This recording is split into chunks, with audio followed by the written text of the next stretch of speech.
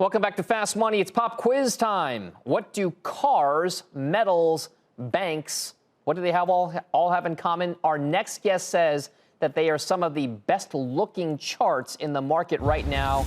Let's go off the charts with Chris Verrone. You know him. He's over at Strategas. Chris, take it away.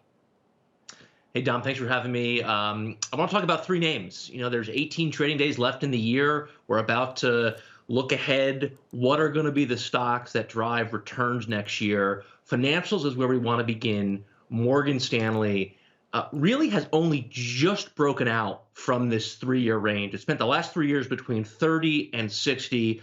The last 4 weeks, the momentum behind this has been tremendous. When you get these momentum surges, it usually fares well for future returns. This is a very bullish development. I think any pullbacks over the next number of weeks, look to 57, 58, 59 as support going forward. The stock can be bought down there. But what really gets us interested about Morgan Stanley is the long-term picture. No one's made any money here for 20 years. This thing peaked in summer of 2000, 20-year dead money bear market. That is over.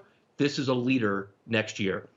We go to the next name here. I think Tim might like this one in the material space. This is Rio Tinto, ticker RIO. Another name that really has spent the last 2 or 3 years in a range. Stock trades 72.73 today. The big breakout was above 65. I think any pullbacks over the next number of weeks, you buy it. But same story here. Let's take a step back. Let's look at the 20-year chart of Rio Tinto. It peaked in 08, and no one's made any money for 12 years. This has been a decade-long bear market. That bear market now is over. This is a stock reaccelerating. It has the tailwind of weak dollar, copper up, a name we like next year. And then lastly, we'll go with a newer issue. It's only 18 months since Uber came.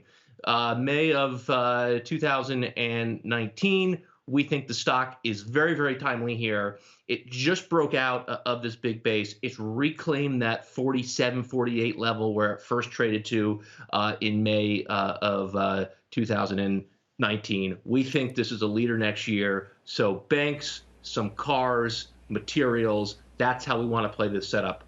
All right. Thanks very much to Chris Verrone over Strategas. Always great to have you here and get those charts in play here. Let's trade this, folks. Karen, what's your favorite chart out of the ones that Chris just laid out? Is it the banks? Is it the cars? Or is it the materials? I'm just looking at your pup in the back. He or she looks like he's having a good time.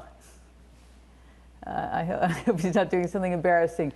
I didn't see his charts, but I did listen to what he said. I like, because we don't have the return here, but I like the Morgan Stanley story, actually. You know, the evolution of the business has been tremendous, and yet the valuation hasn't changed that much. I like the recent deals. I like Morgan Stanley right here. I think it falls very much into the value bucket, and I'm a believer that we will see that value creation next year. All right, we got a buyer of the bank trade. Guy Adami, what are you thinking here? Yeah, well, first of all, you know, Tim's been on this resource trade, and Rio Tinto, I'll let him speak about. But Morgan Stanley, I agree, and kudos to Dan Nathan, who actually, I think a month and a half, 2 months ago, said it was one of the best-looking charts that he saw. And I know collectively, when they announced that Eaton Vance move, we said above 57, this is off to the races, and that's exactly what's happened. So I hear what Chris Verrone is saying in terms of the last 20 years, but over the last 20 or so weeks, this has been a monster, and I think Morgan Stanley can continue to trade higher from here. All right, and Tim Seymour, what do we think? Well, you have a case where iron ore prices are at 9-year highs, and China is reaccelerating. And the story, Chris is right. I mean, bromance back.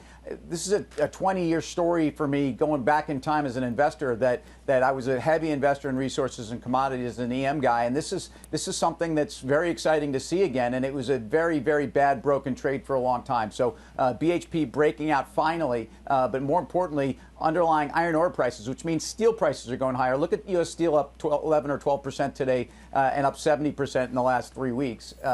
Those trades are the ones that still excite me.